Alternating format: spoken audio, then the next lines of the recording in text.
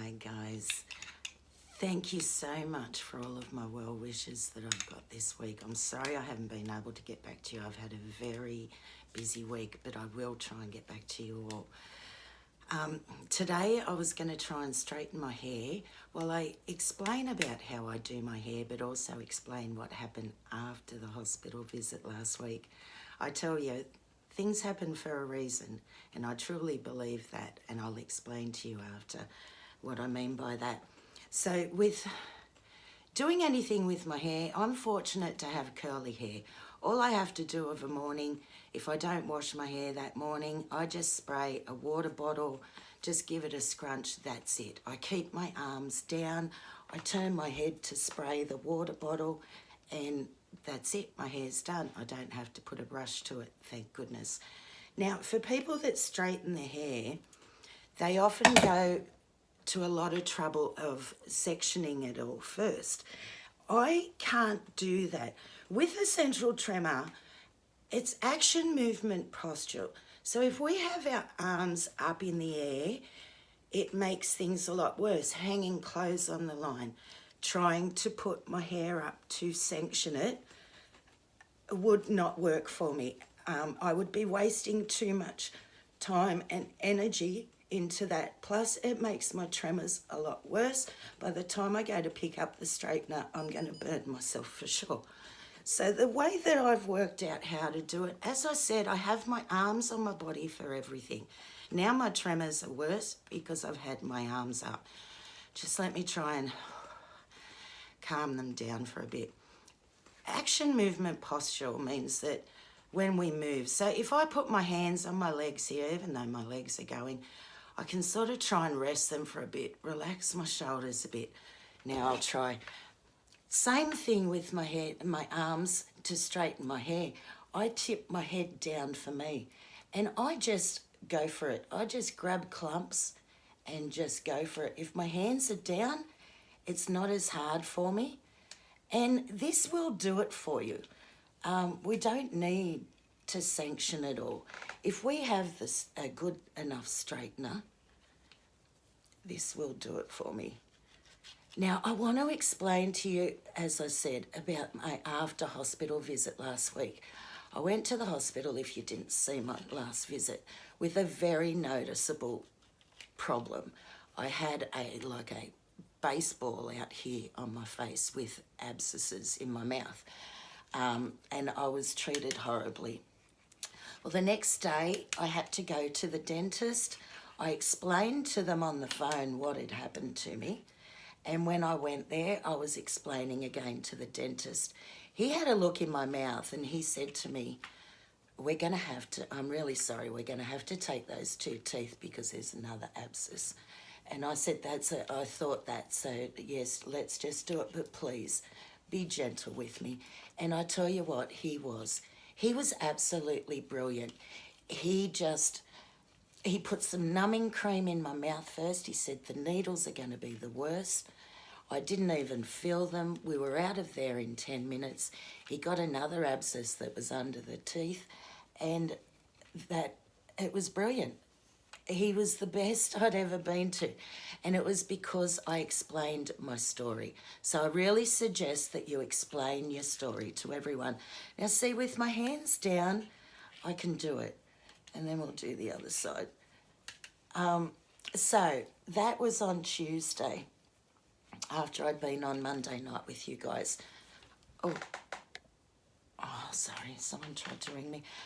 Once the anaesthetic wore off that night, holy moly, there was a lot of pain. The next morning when I woke up, I didn't even need a pain relief. I didn't need a Panadol. It was fine.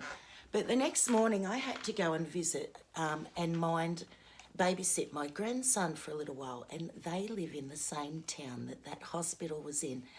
So I thought, right, this happened for a reason. Let's drop in there.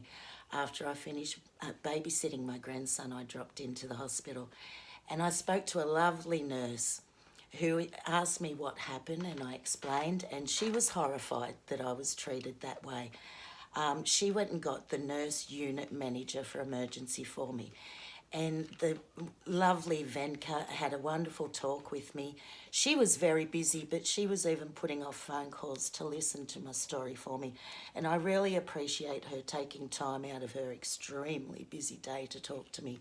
And we're going to try and work out a way that I could maybe go to that hospital and teach them about ET, especially in the emergency department where they're going to see a lot more ETers come in for little things. The problem is ETers don't like going to hospitals and doctors because we often get treated like that.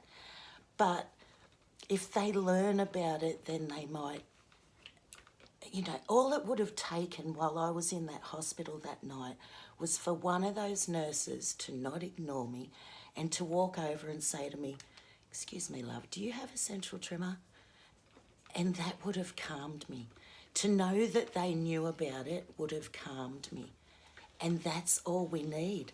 Just to know that someone knows and they're not looking at us that way. So hopefully we can work out a way that I can get over to the hospital and talk to them. I'm going to write a letter to go into their newsletter as a patient perspective of a visit, which is brilliant. Hopefully that will also help to understand how it made me feel.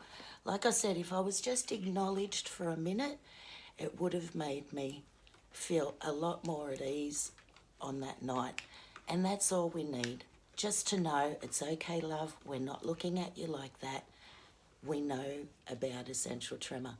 So hopefully it will work and I will get over there soon. And that's what I mean. I think things happen for a reason. You know, this was noticeable. I hate going to doctors and hospitals for things that aren't noticeable, for things that are internal. Because if they can't see it, they're never going to treat me right. This was noticeable and I still wasn't treated right. And this one is an excuse to go over and confront them now and to help them learn about it. So as I said, things happen for a reason. Hopefully it will get me over there and my hair's done, hopefully. With my arms down like that and turning my head, it made it a lot easier for me than as you saw at first when I had to put my hands up in the air. I'll turn this off to do these little ones around my face because they're scary. And we can do it, guys. Just try and keep your arms as close to your body and we can get it rather than having your arms up. That's too exhausting. Don't worry about the sectioning. If you keep rubbing or putting that straightener in everywhere, you will eventually get it all if this is what you want to do with your hair. I love you all, guys. Have a great shaky day or night. Like I said, thank you all so much for your well wishes. I've had a busy week with the grandkids and everything. I will try and get back to them all.